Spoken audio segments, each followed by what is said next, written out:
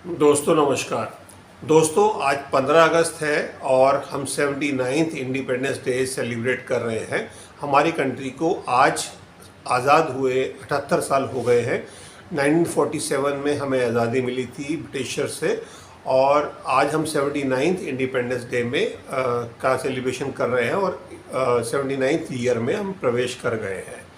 तो ये साल हमारे लिए अच्छा साल हो, इसी शुभकामनाओं के साथ आप सबको हार्दिक शुभकामनाएं कि आप सब लोगों के लिए ये साल खूब उन्नति वाला हो, खूब तरक्की करें और आप आगे बढ़ें। तो हम अपने देश की आज हम कुंडली को डिस्कस कर रहे हैं कि हमारे देश की कुंडली इस साल के लिए किस तरह का संदेश दे रही है और क्या मैसेजिंग है। तो उसमें जाने से पहले हम ये समझ लेते हैं, आज श्री नरेंद्र मोदी जी ने 103 मिनट की अपनी स्पीच दी है और इनकी जो 12 स्पीचेस हुई हैं अभी तक इंडिपेंडेंस डे पे, क्योंकि ये लगातार 11 साल से हमारे देश के प्रधानमंत्री हैं, ये 12th स्पीच है उनकी। तो ये स्पीच उनकी सबसे लंबी स्पीच थी पूरे 12 साल के कार्यकाल 11 साल के कार्यकाल में। तो जो अभी ग्रह स्थितियाँ दिख रही हैं मुझे, उस हिसाब से आने वाले समय में जो नेक्स्ट ईयर 2026 में 15 अगस्त 2026 में कुछ डिफ़िकल्टीज़ दिख रही हैं। श्री नरेंद्र मोदी हमारे देश के प्रधानमंत्री रहेंगे उस टाइम तक या नहीं रहेंगे, कुछ डिफ़िकल्टीज़ जो हैं उसको हम आज के एपिसोड में हाईलाइट कर रहे हैं। तो आप बने रहें हमारे साथ और जानिए हमारे देश की कुंडली क्या इशारा कर रही है नए वर्ष के लिए।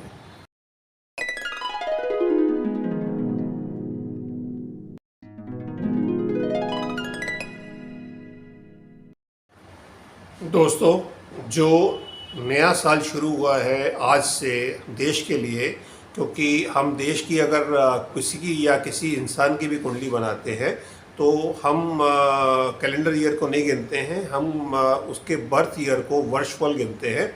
तो हमारे देश की जो आज़ादी थी 15 अगस्त 1947 को, इसका बर्थ टाइम रात को 12 बजे लिया जाता है, 12:00 तो अगर वो कुंडली बनाते हैं तो उस हिसाब से आज हमें 78 ईयर कंप्लीट हो गए हैं और 79th ईयर में हम आ गए हैं।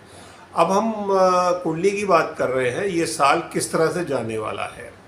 तो अभी तक हम जो अगर ग्रह दशा की बात करते हैं, अभी हम चंद्रमा की महादशा में हैं इस टाइम पर। आज की तारीख में चंद्रमा की महादशा 10 साल की होती है और ये 2015 में शुरू हुई थी, सितंबर 2015 में, और 10 सितंबर 2015 से 10 सितंबर 2025।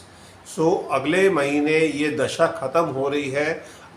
सिंस चंद्रमा हमारी कुंडली में राशिश है, हम कर्क राशि के हैं, क्योंकि चंद्रमा 15 अगस्त 1947 को कर्क राशि में था। तो ये 10 साल हमारे लिए बहुत कूल ही निकले और जिसको हमने इकोनॉमिक ग्रोथ भी पाई और आज हम 6.5% की ग्रोथ के साथ बैठे हैं। कल S&P ने हमारी रेटिंग भी BBB कर दी है। डोनाल्ड ट्रंप कुछ भी कहते रहे, डेड इकोनॉमी है, बट हमारी कंट्री की इकोनॉमी आज की तारीख में तो डेड इकोनॉमी नहीं है। तो अब हम अगले साल की बात करते हैं, जब हम अगला साल सेलिब्रेट कर रहे होंगे 15 अगस्त 2026 को, तो तब हम क्या पाएंगे इस साल में उसको हम समझ लेते हैं। तो अगर आप कुछ आवाज़ सुन रहे हैं, क्रैकर्स की आवाज़ है, बिकॉज़ सब लोग सेलिब्रेट कर रहे हैं। आज 15 अगस्त है और इसको हम 15 अगस्त के दिन ही रिकॉर्ड कर रहे हैं। तो अगर हम ग्रह दशा की बात करते हैं तो अब जैसे मैंने बताया आपको, चंद्रमा की जो राशिश की जो ग्रह महादशा है वो अगले महीने ख़त्म हो रही है। तो अब दिन कुछ ज़्यादा नहीं बचे हैं, 25 दिन बचे हैं और उसके बाद मंगल की महादशा शुरू होगी। मंगल हमारे देश की जो कुंडली है उसमें सेकेंड हाउस में है। अगर हम लगन की बात करते हैं तो हमारे देश का लगन जो है वृषभ लगन है और लगन से हम ज़्यादा एक्यूरेसी पाते हैं अपने देश की कुंडली में। जो चंद्रमा है वो हमारे 3rd हाउस में है जहाँ 5 ग्रह हैं, और सुख भाव में सूर्य बैठे हैं 4थे हाउस में। देश की कुंडली आप सामने स्क्रीन पर देख भी पा रहे हैं इस टाइम पर। अब इसमें मंगल जो है वो 2nd हाउस के ऊपर है और जो एक मारक घर में है, मारक हाउसेस के ओनर है, क्योंकि ये मेष राशि और वृश्चिक राशि के स्वामी हैं। तो मेष राशि हमारे इस 12th हाउस आता है। अगर हम गिनते हैं तो मंगल जो है 12th हाउस जो है जहाँ पर मेष राशि लिखी है उसके ओनर हैं, और 7th हाउस वृश्चिक राशि इसके ओनर हैं। तो जब ये दो घरों के दोनों जो घर हैं ये मारक हाउसेस हैं और मारक स्थान पे बैठे हुए हैं, तो ये डिफ़िकल्ट हाउसेस के ओनर और डिफ़िकल्ट हाउस में ही बैठे हुए हैं।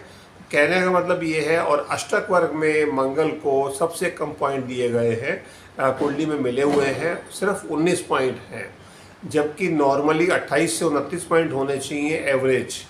तो मंगल काफ़ी वीक है कुंडली में, और उनको बल तो खैर नहीं दिया जा सकता, बट कहने का मतलब ये है कि ये जो दशा होगी हमारी कंट्री के लिए 7 साल की दशा होगी। इस दशा के अंदर हमें कुछ नेगेटिव और कुछ पॉजिटिव, बट जो नेगेटिव प्रभाव है वो ज़्यादा देखने को मिलेंगे, पॉजिटिव कम होंगे। बट पॉजिटिव है, ऐसा नहीं है कि सारे कुछ सब कुछ नेगेटिव ही है। तो आइए जानते हैं हमारे देश की कुंडली के अंदर क्या क्या हो सकता है इस साल के अंदर। तो इस साल के अंदर जो हम देखेंगे, अगर हम 15 अगस्त आज से गिनते हैं और अगले एक साल के अंदर जो बॉर्डर कन्फ्लिक्ट है वो बढ़ते हुए देखते हैं, तो हमें बॉर्डर के ऊपर वॉर मॉन्गरिंग ज़्यादा होते हुए दिखती है, कन्फ्लिक्ट्स होते हुए दिखते हैं, भले वो बांग्लादेश के साथ हों या पाकिस्तान के साथ हों या और कोई छोटे कंट्री के साथ, किसी भी वजह से कन्फ्लिक्ट होते हुए दिखते हैं। पाकिस्तान के साथ तो मेजर ऑपरेशन दिखता है, ऑफेंसिव ऑपरेशन दिखता है। ऑपरेशन सिंदूर का पार्ट 2 होते हुए जल्दी दिखता है। मेरे हिसाब से सितंबर और अक्टूबर के अंदर ही पार्ट 2 हमें दिख सकता है ऑपरेशन सिंदूर का। इसके अलावा टैरिफ वॉर जो शुरू हुई है, जो डोनाल्ड ट्रंप ने शुरू की है, ये भी इस पीरियड के अंदर हमें बढ़ती हुई और रहती हुई दिखती है। अभी डोनाल्ड ट्रंप ने 25 से 50% टैरिफ कर दिया है, और ये टैरिफ आने वाले समय में मुझे बढ़ता हुआ दिखता है, इसमें कोई शक नहीं है। ये टैरिफ बढ़ेगा और जीडीपी डाउन होगी इस साल के अंदर, जो दिखती है, जो एस्ट्रोलॉजिकल रीजंस के हिसाब से दिखती है। विशेष तो हमारी ये है कि हमारी जीडीपी 6.5 से और ऊपर जाए, बट जो टफनेस दिखती है टैरिफ वॉर की वजह से, तो वो सामने है, जिसको हम एस्ट्रोलॉजिकली आपके सामने क्लियर कर रहे हैं। इसके अलावा जो रिलेशंस बिटवीन कम्युनिटीज़, जो डिफरेंट कम्युनिटीज़, जो संप्रदाय है, जो धर्म है, धर्म के हिसाब से या संप्रदाय में हमें काफ़ी रॉयट्स दिखते हैं, इंसर्जेंसी दिखती है, मनमुटाव दिखता है। तो ये आने वाले समय में इस साल के अंदर ये बढ़ता हुआ दिख रहा है। इसके अलावा जो मोदी जी के लिए पर्सनली ये साल काफ़ी टफ होने वाला है, उनके ऊपर प्रेशर हर तरफ से आने वाला है। जो प्रेशर हमने 2020 में देखा था जब कोविड का पहला अटैक हुआ था, या 2021 में, तो उस तरह से ये जो साल होगा वो देश भूल नहीं पाएगा जल्दी से। तो मोदी जी के लिए ये साल काफ़ी टफ दिखता है, और उनको हेल्थ का भी अपना सेफगार्ड करना चाहिए इस साल के अंदर, क्योंकि उनकी हेल्थ भी डेटियोरेट हो सकती है, और कोई अटैक हो सकता है जिसके लिए उनको अपनी सिक्योरिटी को भी पूरा टाइट रखना चाहिए। इसके अलावा नेचुरल कैलामिटीज़ बढ़ते हुए दिखती हैं, और वैसे भी आप पिछले एक हफ्ते से देख रहे हैं कि नेचुरल कैलामिटीज़ बढ़ रही हैं, चाहे वो उत्तराखंड हो, हिमाचल हो, या अब कश्मीर हो, कल ही हुआ है। तो क्लाउड बस्ट की घटनाएं बढ़ रही हैं। वाटर कैलामिटीज़ तो पूरे वर्ल्ड के लिए है, बट हमारे कंट्रीज़ के अंदर भी नेचुरल कैलामिटीज़ इस साल में बढ़ते हुए दिखती हैं। इसके अलावा बिहार, बंगाल और तमिलनाडु में इलेक्शंस हैं, इसी साल में इलेक्शंस होंगे, और वो इलेक्शंस भी हमें वायलेंट होते हुए दिखते हैं, उसके अंदर भी रॉयट्स होते हुए दिखते हैं। इसके अलावा जो हमने बात करी ली है कि इकोनॉमी भी अंडर प्रेशर रहेगी और जीडीपी में स्ट्रेस आ सकता है। इन्फ्लेशन बढ़ते हुए दिखती है। अभी हम बहुत चीयर कर रहे हैं कि हमारे कंट्री में इन्फ्लेशन 8 साल के लो लेवल पे आ गई है। होलसेल की या रिटेल महंगाई भी दर नीचे आ गई है, बट इस साल के अंदर इन्फ्लेशन मुझे बढ़ते हुए दिखती है, जिसमें योगदान यूएसए की तरफ से आता हुआ दिखता है, जो उनके सैंक्शंस होंगे जिसकी वजह से इन्फ्लेशन हमारे देश में बढ़ेगी। Relationship between people in the country, जो लोग हैं, जो फैमिलीज़ के अंदर लोग रहते हैं, उनमें मुझे इस साल मंगल, क्योंकि जो सेकंड हाउस में है और सेकंड हाउस कुटुंब का हाउस होता है, तो इस साल में डाइवोर्स के केसेस काफ़ी आएंगे, कोर्ट्स में डाइवोर्स के केसेस बढ़ेंगे, और जो लोग हैं, जो यंग जनरेशन है, वो लिव इन रिलेशनशिप में रहना ज़्यादा पसंद करेगी instead of going into a marriage. और अगर मैरिज हो भी जाती है तो हमारे कंट्री में इस साल से एक नया ट्रेंड चलेगा, इशूलेस कपल। तो जो कपल है वो बच्चा नहीं चाहेंगे, और जिससे हमारे देश में आने वाले समय में नेगेटिव बर्थ रेट भी दिखती है। इस साल में तो नहीं, बट आने वाले सालों के अंदर तो ये हमें दिखता है। बट इसके अलावा जो अच्छी चीज़ें होंगी वो ये हैं, न्यू इन्वेंशंस होंगी, न्यू आर्म्स डेवलपमेंट होगी, R&D डेवलपमेंट होगी, स्पेस एंड टेक्नोलॉजी में हम कुछ बड़ा अचीव करेंगे, स्पोर्ट्स में हम कुछ बहुत नए लैंडमार्क अचीव करेंगे। ये सब नई डेवलपमेंट हमें आने वाले समय में होते हुए दिखती हैं। जो टफ पीरियड है, जो क्योंकि मंगल की महादशा होगी, और तो जब मंगल ट्रांजिट करेगा ओन हाउसेस में या कंजक्ट होगा राहु केतु शनि के साथ, तो वो हमें तकलीफ़ का पीरियड होगा। तो अगर हम उस पीरियड को गिनते हैं तो पहला जो पीरियड आ रहा है, जो मंगल वृश्चिक राशि में जाएंगे 27 अक्टूबर से 7 दिसंबर तक, ये पीरियड के अंदर हमें पाकिस्तान के साथ टेंशन बढ़ते हुए दिखती हैं। तो इसको डेट्स को आप नोट कर ले, 27 अक्टूबर से 7 दिसंबर का जो पीरियड होगा, खासकर नवंबर का महीना, वो काफ़ी टफ पीरियड होने वाला है पाकिस्तान के साथ। वैसे तो सितंबर से ही टेंशन बढ़ जाएगी, बट जो उसका इम्प्लीमेंटेशन होगा वो अक्टूबर नवंबर में होगा। मंगल राहु अंगारक योग ये बनेगा 23 फरवरी से 2 अप्रैल के बीच में। जब मंगल राहु के साथ कंजक्ट होंगे कुंभ राशि में, तब ये अंगारक दोष बनेगा, और वो पीरियड काफ़ी वायलेंट वाला पीरियड होगा। इसके बाद अगली दशा भी जो है वो भी टफ रहने वाली है। 2 अप्रैल टू 11 मई मंगल और शनि का कंजक्शन होगा, वो भी एक डिफ़िकल्ट पीरियड होगा। और उसके बाद मंगल मेष राशि में जाएंगे 11 मई से 21 जून तक।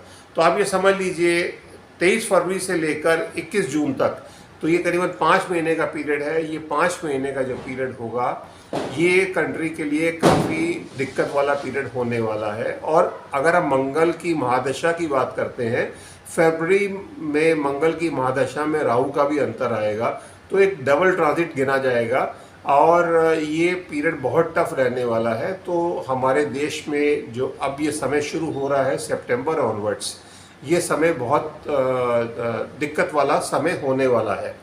और इस समय को हम एकदम अलग समय देखेंगे, जो हमने कई सालों से नहीं देखा है। और यंग जनरेशन ने तो 30-40 साल की अगर आपकी एज है तो आपने तो ये पीरियड देखा ही नहीं है।